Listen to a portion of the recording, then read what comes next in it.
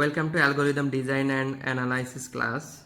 Today's class I will discuss about what is algorithm, how to design a good algorithm, and what is the properties of algorithm. So let's start. তো আজকের ক্লাসে আমরা বুঝবো যে algorithm কি এবং অ্যালগরিদমের কি কি প্রপার্টিস থাকা প্রয়োজন এবং কিভাবে একটা ভালো অ্যালগরিদম ডিজাইন করা যায় এই বিষয়ে একটু দেখব। তো চলুন শুরু করা যাক। So what is algorithm? দেখুন, a method that can be used by a computer for the solution of a problem. তার মানে অ্যালগরিদম কি? অ্যালগরিদম হচ্ছে অ্যাকচুয়ালি কি একটা method that can be used by a computer. তার মানে কম্পিউটারের দ্বারা অ্যাকচুয়ালি এই মেথডটা ইউজ হবে for the solution of a problem. তার মানে ধরুন একটা প্রবলেম দেওয়া আছে, সেই প্রবলেমের আমরা যদি একটা সলিউশন বের করতে চাই তাহলে আমাদেরকে কি করতে হবে, কিছু স্টেপ ফলো করে একটা মেথড দাঁড় করাতে হবে, যেটা কিনা আমরা কম্পিউটারের মাধ্যমে সেই মেথডটাকে পরিচালিত করব। তাহলে অ্যালগরিদম জিনিসটা কি? যে কোনো প্রবলেমের যদি আমরা কোনো সলিউশন বের করতে চাই তাহলে আমাদের কিছু স্টেপ ফলো করে আমাদেরকে একটা স্ট্রাকচার দাঁড় করাতে হয় বা একটা মেথড দাঁড় করাতে হয়, আর এই মেথডটিকেই বলা হয় অ্যালগরিদম, যেটা কিনা আমাদের কম্পিউটারে আমরা কি করি, এই অ্যালগরিদমটা কোডে রূপান্তর করেই তারপরে ওই স্পেসিফিক প্রবলেমের সলিউশনটা তৈরি করে ফেলি। তারপরে দেখুন কি বলছে, a sequence of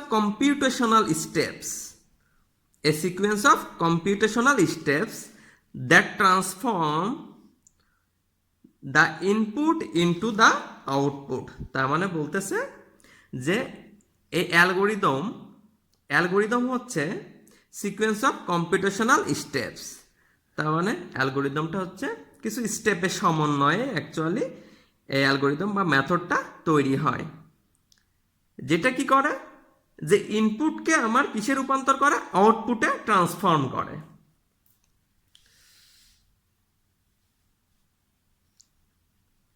The word algorithm comes from the name of a Persian author, Abu Jafar Muhammad ibn Musa al-Khwarizmi, who wrote a textbook on mathematics। তার মানে অ্যালগরিদম এই জিনিসটা বা এই ওয়ার্ডটা কোথা থেকে এসেছে? পার্সিয়ান অথর, যেনার নাম হচ্ছে আবু জাফর মোহাম্মদ ইবনে মুসা আল খওয়ারিজমি, ইনি অ্যাকচুয়ালি একটা ম্যাথমেটিক্সের উপর একটা টেক্সট বুক লিখেছিলেন, সেখান থেকে অ্যাকচুয়ালি এই অ্যালগরিদম জিনিসটা এসেছে। তাহলে অ্যালগরিদম জিনিসটা কি আমরা বুঝতে পেরেছি নিশ্চয়ই, যে অ্যালগরিদম হচ্ছে যে কোনো প্রবলেমের যদি আমরা সলিউশন বের করতে চাই তাহলে কিন্তু তার কি করতে হয়, কিছু কম্পিউটেশনাল স্টেপ তৈরি করতে হয়, যে স্টেপগুলোর মাধ্যমে কি করা যায়, ইনপুটকে আউটপুটে ট্রান্সফর্ম করা যায়। তাহলে এই যে কম্পিউটেশনাল স্টেপের মাধ্যমে আমরা কি তৈরি করে ফেললাম, একটা মেথড তৈরি করে ফেললাম।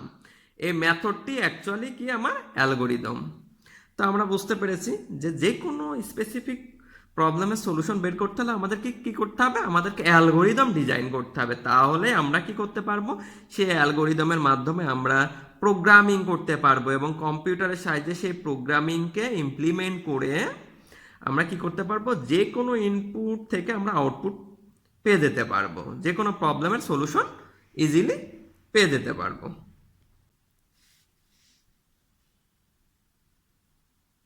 এখন আমরা দেখব যে অ্যালগরিদমের কি কি প্রপার্টিস আছে। তো আসুন আমরা একটু দেখি যে একটা অ্যালগরিদমের কি কি প্রপার্টিস থাকা প্রয়োজন। তো প্রপার্টিস অফ দ্য অ্যালগরিদম, তো অ্যালগরিদমের কি থাকতে হবে, প্রথম আছে ইনপুট। অ্যালগরিদম মানে প্রথম যে প্রপার্টিসটা সেটা হচ্ছে input. An algorithm accepts zero or more inputs. তার মানে অ্যালগরিদম অ্যাকসেপ্ট করতে পারে জিরো অথবা যে কোনো ধরনের অনেকগুলো ইনপুট অ্যাকসেপ্ট করতে পারে। তার মানে অ্যালগরিদমের প্রপার্টিসের মধ্যে একটা প্রপার্টিস হচ্ছে ইনপুট থাকতে হবে। তার মানে অ্যালগরিদমে আমাদের ইনপুট দিতে হবে, এরকম অপশন থাকতে হবে। আরেকটি প্রপার্টিস হচ্ছে আউটপুট। তার মানে আউটপুট যেন আমরা পাই। দেখুন, it produces at least one output, at least যেন একটা আউটপুট যেন প্রডিউস করতে পারে। এটা হচ্ছে অ্যালগোরিদমের একটা প্রপার্টিস। অ্যালগোরিদমের আরেকটি প্রপার্টিস হচ্ছে ফাইনাইটনেস। তার মানে অ্যালগোরিদমের ফাইনাইটনেস থাকতে হবে। কিরকম? টার্মিনেট যেন, যে তুমি যে বা আমরা যে অ্যালগোরিদমটা তৈরি করছি, যে কোনো প্রবলেমের জন্য আপনি যে অ্যালগোরিদমটা তৈরি করছেন, সেই অ্যালগোরিদমটা যেন অবশ্যই বা সেই প্রোগ্রামটা যেন কি করতে পারে, টার্মিনেট করে, অর্থাৎ terminates after a finite number of steps. তার মানে কি, কিছু finite number of steps execute করার পর যেন সেই স্টেপগুলোর যেন টার্মিনেট ঘটে। তার মানে terminates after a finite number of steps. বা যে কোনো প্রোগ্রাম বলুন, সেই প্রোগ্রাম যেন টার্মিনেট করে, বা যে কোনো ফাইনাইট নাম্বার অফ স্টেপস বলুন, সেটা যেন টার্মিনেট করে, এরকম ফাইনাইটনেস থাকতে হবে। দেন 4 নম্বর যে প্রপার্টিসটা, সেটা হচ্ছে ডেফিনাইটনেস। ডেফিনাইটনেসটা কি, যে each step is clear and unambiguous. তার মানে প্রত্যেকটা স্টেপ কিন্তু আমার কি থাকতে হবে, ক্লিয়ার থাকতে হবে। প্রত্যেকটা স্টেপ আমার ক্লিয়ার থাকতে হবে এবং আনঅ্যাম্বিগুয়াস হতে হবে। মানে এমন হওয়া যাবে না যে একটা স্টেপে 2 রকম অর্থ, হ্যাঁ, যেটা কিনা বলা হয় অ্যাম্বিগুয়াস। এরকম 2 রকম অর্থ হওয়া যাবে না, যে কোনো স্টেপের 2 রকম অর্থ হওয়া যাবে না, অর্থাৎ আনঅ্যাম্বিগুয়াস হতে হবে। হ্যাঁ, মানে ইউনিক হতে হবে, মানে যে স্টেপটা, সেই স্টেপটার মিনিংটা যেন একটাই হয়, অর্থাৎ 2 রকম যেন না হয়ে যায়।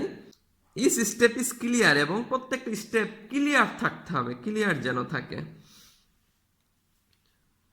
তা আমরা একটু এই বিষয়টা আরেকটু যদি জানতে চাই, সেটা হচ্ছে action specified by the step.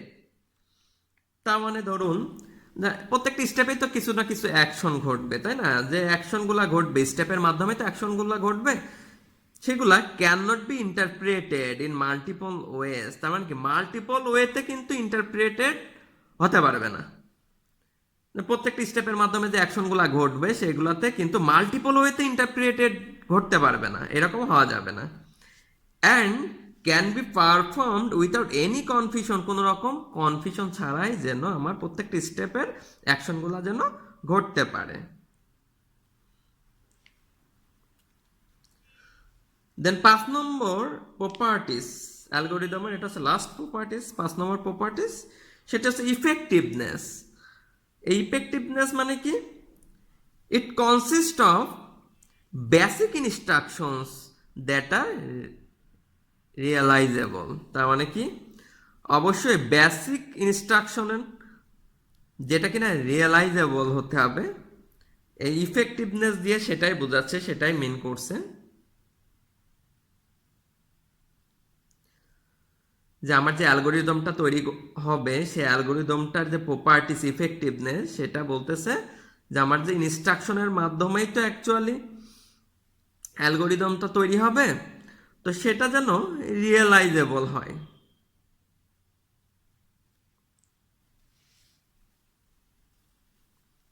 তার মানে বলতেছে actually, this means that the instructions can be performed by using the given input in finite amount of time।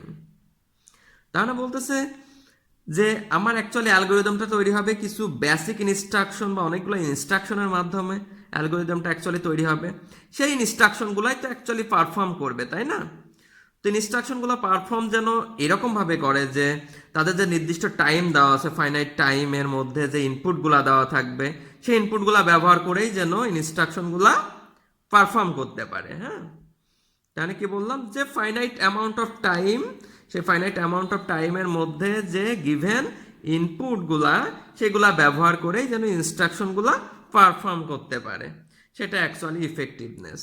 তো এই ইনপুট থাকতে হবে, তার মানে অ্যালগোরিদমে আমার কি কি থাকতে হবে, ইনপুট থাকতে হবে, আউটপুট, ফাইনাইটনেস, ডেফিনাইটনেস অ্যান্ড ইফেক্টিভনেস থাকতে হবে। তো এই 5টি হচ্ছে অ্যালগোরিদমের প্রপার্টিস। যে কোনো অ্যালগোরিদম তৈরি করতে হলে আমার এই 5টি বৈশিষ্ট্য অবশ্যই থাকতে হবে। এখন আমরা দেখব how to design a good algorithm, কিভাবে আমরা একটা ভালো অ্যালগোরিদম তৈরি করে ফেলতে পারবো। তো ভালো অ্যালগোরিদম তৈরি করতে হলে প্রথমে আমাদেরকে যে জিনিসটা জানতে হবে, সেটা হচ্ছে এইটা যে ইফিশিয়েন্ট কিনা, তোমার যে অ্যালগোরিদমটা, তুমি যে অ্যালগোরিদমটা স্টেপ বাই স্টেপ যে প্রসিডিউরটা বা যে মেথডটা তুমি তৈরি করেছো বা যে অ্যালগোরিদমটা তুমি তৈরি করেছো যে কোনো প্রবলেমের জন্য বা যে সলিউশনটা তুমি তৈরি করেছো সেইটা অবশ্যই ইফিশিয়েন্টলি কাজ করছে কিনা।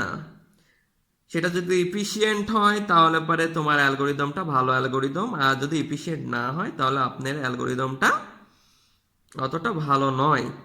আচ্ছা, তো আমরা একটু দেখি বিষয়টা কি। তো আপনার অ্যালগোরিদমটা অবশ্যই ইফিশিয়েন্ট হতে হবে। সো এটা তো আপনি কিভাবে বুঝবেন যে আপনার অ্যালগোরিদমটা ইফিশিয়েন্ট নাকি ইফিশিয়েন্ট না? সো ইফিশিয়েন্ট অ্যালগোরিদমটা হচ্ছে সেটি যে ইফিশিয়েন্ট কি মিন করতেছে যে শর্ট টাইম। আপনি যে অ্যালগোরিদমটা তৈরি করেছেন সেটা হচ্ছে শর্ট টাইমের মধ্যে ভেরি ফাস্টলি আউটপুট দিচ্ছে কিনা, যে কোনো ইনপুটের জন্য আউটপুট ঠিক মতো দিচ্ছে কিনা, খুব দ্রুত আউটপুট দিচ্ছে কিনা, বা খুব দ্রুত এক্সিকিউট করছে কিনা, এবং আপনার অ্যালগোরিদমটা যে স্পেসটা সে নিচ্ছে বা যে জায়গাটা সে খাচ্ছে সেটা কম স্পেস নিচ্ছে কিনা, বা আপনার যা অ্যালগোরিদমটা সেটা কম স্পেস নিচ্ছে কিনা, মানে কম জায়গা দখল করে সে ভেরি ফাস্ট আউটপুট দিচ্ছে কিনা, সেটা অ্যাকচুয়ালি মেইন করছে ইফিশিয়েন্ট। অর্থাৎ আপনার অ্যালগোরিদমটি যদি ভেরি শর্ট টাইমে এবং খুব অল্প সংখ্যক জায়গা দখল করে খুব দ্রুত যদি আউটপুট দেয় তাহলে আপনার অ্যালগোরিদমটি অবশ্যই ইফিশিয়েন্ট। তার মানে ধরুন রান টাইম কমপ্লেক্সিটি যদি খুব কম হয় বা খুব কম সময়ের মধ্যে, এবং কম্প্যারিজন, আপনি যে অ্যালগোরিদমটা তৈরি করেছেন তার মধ্যে যে স্টেপ আছে, যে কম্প্যারিজন আছে, সেই কম্প্যারিজনগুলো যদি খুব দ্রুত ঘটে যায়, খুব অল্প কম্প্যারিজনের মাধ্যমেই খুব দ্রুত সময়ে এবং কম স্পেস দখল করে যদি আপনার অ্যালগোরিদমটা যদি আউটপুট দিয়ে দেয় ইনপুট, যে কোনো ইনপুটের জন্য বা স্পেসিফিক কোনো ইনপুটের জন্য যদি দ্রুত আউটপুট দিয়ে দেয় তাহলে পরে ধরে নেওয়া হয় যে আপনার অ্যালগোরিদমটি এফিশিয়েন্ট এবং ভালো। তো আমরা কিছু স্ট্র্যাটেজি ফলো করতে পারি। আমরা যে অ্যালগোরিদম ডিজাইন করব, ভালো একটা অ্যালগোরিদম ডিজাইন করতে চাচ্ছি, তো ভালো অ্যালগোরিদম ডিজাইন করতে হলে আপনি কিছু স্ট্র্যাটেজি ফলো করতে পারেন, যেগুলো এই স্ট্র্যাটেজিগুলো আপনাকে হেল্প করবে একটা ভালো অ্যালগোরিদম তৈরি করার জন্য। তার মধ্যে একটা স্ট্র্যাটেজি হচ্ছে গ্রেডি। গ্রেডি একটা স্ট্র্যাটেজি হতে পারে। গ্রেডি কি করে, সে আসলে গ্রেডি মানে কি, লোভ। গ্রেডি মানে লোভ। তা আমরা আমাদের অ্যালগোরিদমের স্টেপগুলো এমনভাবে তৈরি করব যেন সেখানে লোভের যে একটা বিষয় থাকে সেটা যেন পরিপূর্ণতা পায়। ধরুন আমরা একটা পাহাড়ের চূড়া থেকে আরেকটা পাহাড়ে, মানে সর্বোচ্চ ম্যাক্সিমাম পাহাড়ের চূড়াতে আমরা উঠতে চাচ্ছি, তাহলে পর আমরা কিভাবে উঠবো? ধরুন যে একটা পাহাড়ের চূড়াতে উঠেছি, উঠে আমি তো চারপাশে পাহাড়ের চূড়াগুলা দেখব, দেখেই আমি বুঝতে পারবো যে আমি ছোট চূড়াতে আছি না বড় চূড়াতে আছি। আমি যদি আমি যে পাহাড়ে চূড়াতে উঠেছি সেই পাহাড়ে চূড়াতে উঠে দেখি যে তার থেকেও বড়, অনেক বড় আরেকটি পাহাড়ে চূড়া আছে, তাহলে আমি সেই পাহাড়ে চূড়াতে উঠলাম। সেই পাহাড়ে চূড়াতে উঠে যদি আমার মনে হয়, চারপাশে তাকিয়ে যদি দেখি যে না, আমার এর থেকে বড় আর কোনো পাহাড়ে চূড়া নাই, তাহলে পারে ওইটাই আমার হাইয়েস্ট পাহাড়ের চূড়া, ওটাই আমার পিক, হাইয়েস্ট পিক। তো এইভাবে আমরা গ্রেডি স্ট্র্যাটেজি ফলো করতে পারি। আমরা আরেকটি স্ট্র্যাটেজি, এটা কিন্তু ভেরি এফিশিয়েন্ট এবং ভেরি ইম্পর্ট্যান্ট, এটা হচ্ছে ডিভাইড অ্যান্ড কনকোয়ার স্ট্র্যাটেজিটা। খুবই ভালো, চমৎকার একটা স্ট্র্যাটেজি, সেটা হচ্ছে ডিভাইড অ্যান্ড কনকোয়ার। এই ডিভাইড অ্যান্ড কনকোয়ার এই স্ট্র্যাটেজিটা কীরকম? ডিভাইড অ্যান্ড কনকোয়ার স্ট্র্যাটেজিটা হচ্ছে অ্যাকচুয়ালি, ধরুন আমাদের বড় একটা প্রবলেম আছে পি, এটা একটা বড় একটা প্রবলেম পি। এই বড় প্রবলেমটিকে আমরা কি করব, ছোট ছোট প্রবলেমে ভাগ করে ফেলবো। এটা একটা ছোট প্রবলেম, এটা একটা ছোট প্রবলেম, এটা P1, এটা P2, এটা P3, এরকম ছোট ছোট প্রবলেমে ভাগ করে ফেললাম। তাহলে এই P1 প্রবলেম থেকে একটা সলিউশন পাইলাম S1, এই P2 প্রবলেম থেকে একটা সলিউশন পেলাম S2, এই P3 প্রবলেম থেকে একটা সলিউশন পেলাম S3। তাহলে দেখুন এখন S1, S2 এবং S3 একসাথে করে দিন তো, তাহলে কিন্তু এই বড় এই P প্রবলেমের আমরা পুরো একটা কিন্তু সলিউশন পেয়ে গেলাম এস। তার মানে ডিভাইড বলতেছে যে একটা বড় প্রবলেমকে তুমি কি করে ফেলো, আপনি কি করে ফেলুন, ডিভাইড করে ফেলুন, ছোট ছোট সাব প্রবলেমে ডিভাইড করে ফেলুন। তারপরে যে আপনি ছোট ছোট সাব প্রবলেম পেলেন, সেই ছোট ছোট সাব প্রবলেমের ছোট সাব সলিউশন পেয়ে গেলেন। এই সাব সলিউশনগুলোকে এবার আপনি কি করবেন, কনকোয়ার কি বলতেছে, কনকোয়ার এই ছোট ছোট সলিউশনগুলোকে একত্রিত করে ফেলুন, তাহলে পরে আপনি বড় প্রবলেমের পুরো একটা সলিউশন পেয়ে যাবেন। তারপর আরেকটি স্ট্র্যাটেজি আছে, যেমন এটা হচ্ছে ডাইনামিক প্রোগ্রামিং। এই ডাইনামিক প্রোগ্রামিং এর মাধ্যমে আপনি কি করতে পারেন, ডাইনামিক্যালি যে কোনো প্রবলেমের ইজিলি খুব দ্রুত সলিউশন বের করতে পারবেন। কিভাবে? কারণ এখানে অ্যাকচুয়ালি যেটা করা হয়, এখানেও আসলে একটা বড় প্রবলেমকে ছোট ছোট সাব প্রবলেমে বিভক্ত করার মতো এই বিষয়টা। একটা বড় প্রবলেম থেকে কি করলেন, ছোট ছোট সাব প্রবলেমে বিভক্ত করে ফেললেন। সেই ছোট ছোট সাব প্রবলেমের যে সলিউশন, এই সলিউশনকে আপনি কি করবেন, টেবিল স্টোর করে রাখবেন, এবং তারপরে পুনরায় কি করতে পারবেন, আপনি ওই টেবিল স্টোর করা ওই রেজাল্টটা বা ওই সলিউশনকে আপনি পুনরায় ব্যবহার করতে পারবেন যখন ওই রকম স্টেপ চলে আসবে বা ওই রকম সাব প্রবলেম চলে আসবে। তখন আপনি কি করতে পারবেন, ওই টেবিল থেকে ওই যে স্টোর করা যে সলিউশনটা আছে ওই সলিউশনকে আপনি ইজিলি ব্যবহার করতে পারবেন। তো এটা অ্যাকচুয়ালি ডাইনামিক প্রোগ্রামিং এর মাধ্যমে করা হয়। তো যাই হোক, এই ডাইনামিক প্রোগ্রামিং সম্পর্কে আমি পরবর্তীতে আলোচনা করব। দেখুন আরেকটা স্ট্র্যাটেজি আছে প্রুন অ্যান্ড সার্চ, এটা আমি পরবর্তীতে আলোচনা করব। আরেকটি স্ট্র্যাটেজি আছে ব্রাঞ্চ অ্যান্ড বাউন্ড, এটা পরবর্তীতে আলোচনা করব। আরেকটি স্ট্র্যাটেজি আছে অ্যাপ্রক্সিমেশন অ্যান্ড হিউরিস্টিক্স। তো এই স্ট্র্যাটেজি সম্পর্কে আমরা পরবর্তীতে আলোচনা করব। এখন আমরা দেখব টাইম কমপ্লেক্সিটি কি। তো দেখুন দ্য টাইম কমপ্লেক্সিটিটা কি। The time complexity of an algorithm quantifies the amount of time taken by an algorithm. তাহলে টাইম কমপ্লেক্সিটিটা কি, একটা অ্যালগোরিদমের টাইম কমপ্লেক্সিটিটা কি কি কোয়ান্টিফাইজ করতেছে, the amount of time taken by an algorithm. তার মানে কি, একটা অ্যালগোরিদম কতটুকু সময় নিচ্ছে রান করতে, কতটুকু সময় নিচ্ছে to run as a function of the size of the input to the problem. তার মানে আমাদের যে ইনপুটের যে সাইজটা দেওয়া আছে সেটা ধরুন যে একটা ফাংশন আকারে যদি আমরা চিন্তা করি, ধরুন আমাদের একটা প্রবলেম দেওয়া আছে যে আমাদের সর্ট করতে হবে, সেখানে অনেকগুলো নাম্বার অফ আইটেম দেওয়া আছে। ধরুন সেই নাম্বার অফ আইটেমটা হচ্ছে বা নাম্বার অফ আইটেমের সাইজ হচ্ছে 8, তো সেটাই বলছে দ্য সাইজ অফ ইনপুট। তো সেটা হচ্ছে যদি 8 হয়, মানে 8টা নাম্বার অফ আইটেম আছে, তো সেগুলোকে যদি আমরা একটা ফাংশন আকারে যদি চিন্তা করি, যেটা কিনা একটা প্রবলেম, তো সেটাকে কি করতে হবে, প্রত্যেকটা নাম্বার একটা আরেকটার সাথে কি করবে, কম্পেয়ার করবে। কিন্তু কম্পেয়ার করে করেই কিন্তু নিজেরা কি হবে, সর্ট হবে। আমরা যদি সর্টিং করতে চাই, ধরুন যে সেট অফ নাম্বার দেওয়া আছে, 8টি নাম্বার দেওয়া আছে, সে 8টি নাম্বার আমার input, unsorted number of item ধরুন সেগুলা আনসর্টেড, সেগুলাকে আমি সর্ট করব। তো সেখানে যে সাইজটা দেওয়া থাকবে নাম্বার অফ আইটেম যেহেতু 8, সেই সাইজটাকে আমরা যদি একটা ফাংশন আকারে চিন্তা করি এবং সেটাই আমাদেরকে কি করতে হবে, সর্ট করতে হবে। তো তার জন্য ধরুন আমরা একটা সর্টিং অ্যালগোরিদম তৈরি করলাম।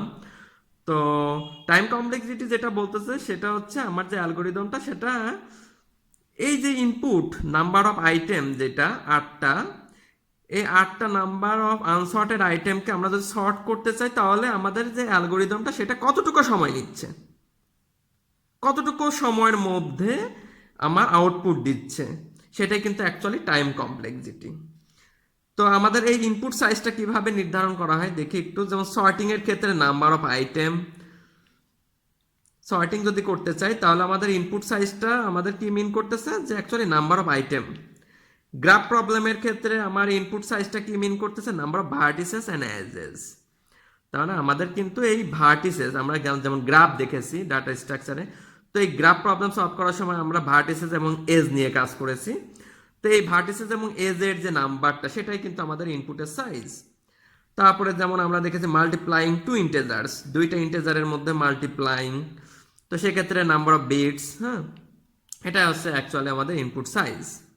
তাহলে আমরা টাইম কমপ্লেক্সিটি কি বুঝলাম, যে কোনো অ্যালগোরিদমের টাইম কমপ্লেক্সিটি কোয়ান্টিফাইজ করে কি, the amount of time taken by an algorithm to run. তার মানে কতটুকু সময় নিচ্ছে একটা অ্যালগোরিদম সেটা রান করতে, কতটুকু সময় নিচ্ছে।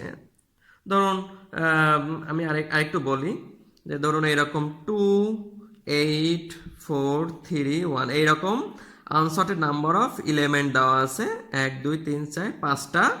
তো এরকম আনসর্টেড নাম্বার অফ এলিমেন্টকে আমরা যদি সর্ট করতে চাই তাহলে আমাদেরকে কি করতে হবে, কম্পেয়ার করতে হবে একটা আরেকটার সাথে, আরেকটা এলিমেন্টের সাথে এভাবে কম্পেয়ার করতে হবে। কম্পেয়ার করতে করতে করতে আমরা কি করব, একটা সময় কি সর্টেড এলিমেন্ট পাবো। তো এই ক্ষেত্রে আমাদের কতটুকু সময়ের মধ্যে আমরা যে অ্যালগোরিদমটা ডিজাইন করব সেটা, সেই অ্যালগোরিদমটা এই ইনপুট, এই নির্দিষ্ট ইনপুট সাইজের জন্য কতটুকু সময়ের মধ্যে আমাদের আউটপুট দিচ্ছে সেটা অ্যাকচুয়ালি মিন করতেছে যে টাইম কমপ্লেক্সিটি, এই অ্যালগোরিদমের টাইম কমপ্লেক্সিটি কত। তো এই ছিল আমার আজকের ক্লাস। তো আশা করি সবাই বুঝতে পেরেছেন। তো আজকের ক্লাসটি এই পর্যন্তই। ধন্যবাদ সবাইকে।